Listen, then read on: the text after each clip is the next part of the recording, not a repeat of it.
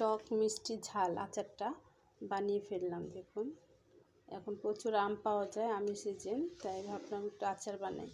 তো আচার অনেকগুলো আচার বানিয়েছি আমি। 2-3টা বয়ম নিয়েছি রেডি করে, 3টা বয়মের মধ্যে আচার রাখবো। এখন দেখি একটা বয়মের মধ্যে আচার রেখে আমার হয়ে গেছে, আর 2টা খালি। তো আচারটা কমপ্লিট করে আমি বয়মে রাখতেছি। দেখুন, আচারটা কিন্তু খুবই সুন্দর হয়েছে।